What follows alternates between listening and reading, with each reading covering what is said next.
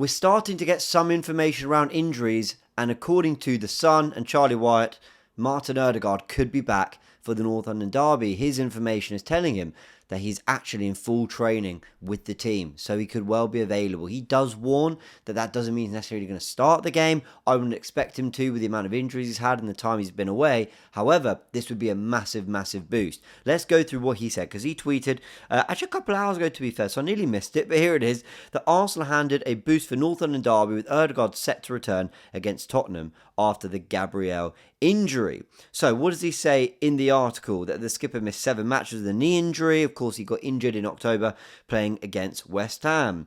But he does say that the midfielder's returned to full training and is ready to be a part of the squad as Arsenal look to maintain their 4-point lead at the top of the table. Gyökeres, who suffered a hamstring injury against Burnley 3 weeks ago, still a doubt for the match, and Gabriel Magalhães could be out for up to 4 weeks. We know that. But that's pretty big news, right? That Martin Ødegaard is training and could well be available for the game on Sunday. Now, you know what? I didn't release it, but I sat here and I recorded a video basically ranting, which I like to think I don't do too much of. But I was really having a good old rant at the fact that we were hearing nothing about this injury news. I mean, we didn't know with Gabriel. We were told could be 4 weeks, could be 2 months or more. They're still doing further tests. The game was on Sunday. I mean, he literally got injured in the Emirates Stadium with the Brazil medical team, Arsenal on his doorstep. How do we not know yet what's going on? So I had frustration. I nearly did a video on it, but I thought ultimately, no, let's not put that out. Let's not be too negative because it's derby week and we're going to find stuff out from Mikel Arteta, I suppose, on Friday. But I was waiting for certain information to come through. I was waiting for things that were just going to give us an inkling, an idea. Who is back? We were hearing about the cavalry, the return of Madueke, Havertz, Jesus, Ødegaard, Martinelli, Gyökeres. In fact, all we've got is Calafiori and Gabriel injuries, and we don't know about these other players. But we're starting to. Hopefully, Charlie Wyatt is right. Now, I don't know if I'd bring this to you if it was just one source. I mean, maybe I would.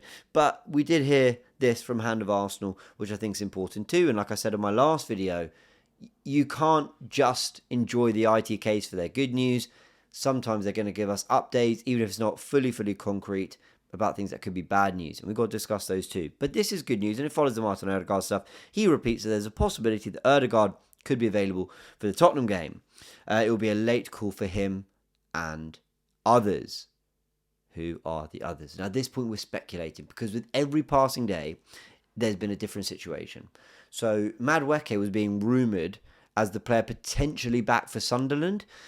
We didn't see him then. You thought, okay, well, surely in a few weeks then he'll definitely be fine. Didn't happen. Well, we don't know if it didn't happen, but we're not hearing that he's kind of definitely available. We haven't seen photos of him in training. Kai Havertz, we then hear that there was perhaps a setback from Julian Nagelsmann, with then others telling us, take that with a pinch of salt. I think Hand of Arsenal said that on a stream I was on with Dan Potts, said take it with a pinch of salt. We don't really know what's going on there. Well, he didn't quite say that, but he just said take it with a pinch of salt, which makes me not quite know what's going on there with Kai Havertz. Then you got Martin Ødegaard. The first we've heard of him is today, but again, we were thinking, well, hopefully he won't be too long out. And then there were doubts about whether his availability was going to actually be there, I don't know, before the early December. But of course, that's after Tottenham, Bayern and Chelsea. Martinelli, still not too much. Gyökeres, we hear, is a doubt. But Gabriel Jesus has been pictured in training. So if I were here to just make a guess, and this is purely a guess, people, I think Gabi Jesus, well, this is interesting. Gabi Jesus, Martin Ødegaard, and Noni Madueke are probably the 3 players that if I had to just right now bet all my savings, I'm going, they're probably the 3 that I think we can bet on being available for the weekend. Ødegaard because of these recent reports. Jesus because we've seen him in training, and that goes back a week or 2 now. And Noni Madueke because of just the nature of the rumours. It has been, I think, over 2 months since that Man City game, right? I mean, they said he was going to be 2 months out. Let me just double check. Arsenal 1-1 Man City. Bear with me 1 second. 21st of September. So that's exactly 2 months. So I would... Look, I said if I was a betting man, right?